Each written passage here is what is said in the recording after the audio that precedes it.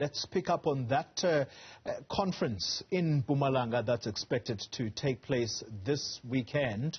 You will have noticed throughout the morning we have been talking about the 4 disgruntled members who intend interdicting this conference legally so, and indeed we did speak to one of the members of the ANC who says he's a member in good standing.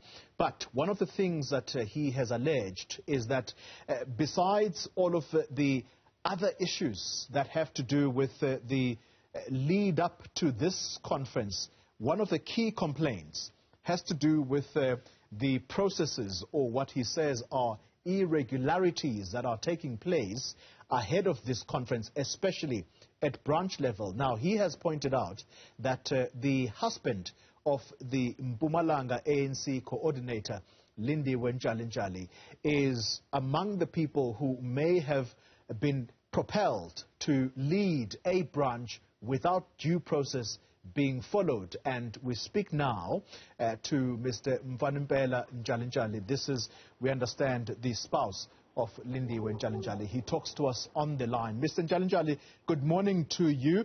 Just for the record, are you able to confirm for us if indeed you are the husband of Lindiwe Ntshalintshali? Yes, indeed. All right, and do you lead a branch in Mpumalanga, an ANC branch? And if so, when did you take up that position? On the 30th of January at office, we had our BGM. That is where I was elected. It was on the 13th of January that you say you were elected into this conference. Yes, sir. Can I say something that is very important? Yes, sir. As the foundation of our discussion, abasement. I have been almost in all the conferences of the ANC. I have been an active member of the African National Congress. I think most of the African National Congress members that have been long member of the African National Congress, they will understand that me and Lindiwe, we have met in the ANC 1999. And we've been going together in all conferences, in all the functionings of the African National Congress. You see, it's not new. I've been leading the Youth League. I've been a member, an active member in the African National Congress. Let not people try to say, because Lindiwe today, he managed to be a provincial coordinator. I've been picked somewhere to be put somewhere. It will be wrong, because even the conference that take Abu Malula in, the conference that take Abu Melusikitawa, I was part of those conferences. Right. I'm talking myself when I was in the Youth League. So I want to, you see, you see now you link me like I'm nobody in the African National Congress, because people now, they've seen a potential on me, and then now everything must be scheduled through Lindiwe. It become a problem to me. All right. I'm a human being. Let's talk about the branch and me.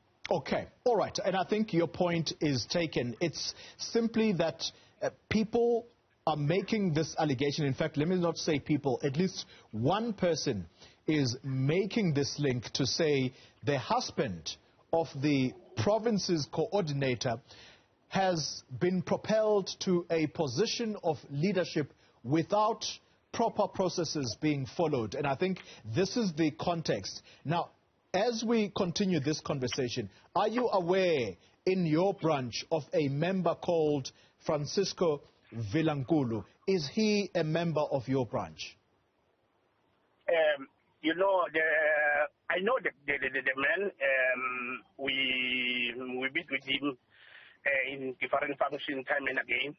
But what I would like to emphasize is one thing. They have disputed. After we have seated, they have right to a dispute committee. And they have failed. They take the matter up. They have failed. Now they are taking the matter to the media. Not that is the first time this thing has happened. They have disputed for the first time, and they has followed all the processes. They failed to all the processes of the African National Congress. And then they investigated, they audited everything. Everything they find that everything it went correctly, 100%. Okay. It does not tell you that there was a dispute that was launched, and then those disputes, they got letters in their hands. That branch was launched, authentic, there was no problem, there was not fraudulent. It's something that does not tell the media. Because today, as we are sitting, they got the response from all the appeal committee everywhere.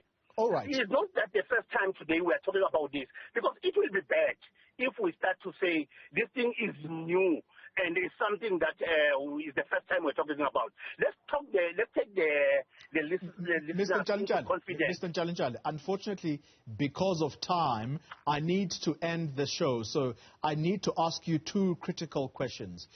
Is Mr. Vilanculo a member in good standing of the ANC? In other words, his membership of the ANC, especially at your branch, is he a member in good standing, or has his membership been suspended?